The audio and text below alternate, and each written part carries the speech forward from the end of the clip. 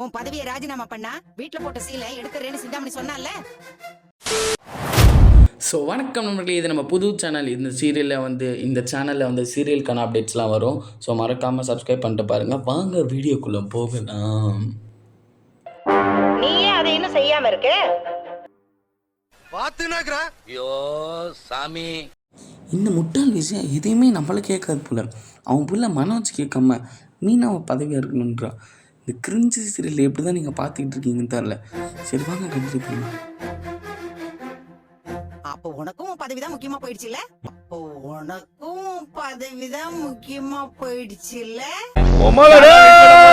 இப்ப எதுக்கு கடன் வாங்கி கறி வாங்கணும்? அதெல்லாம் தேவையில்லை. சாம்பாரும் பொரியல வைங்க போதும். ஐயோ சாமி, என்ன நடக்குது இங்கே? என்ன நடக்குது?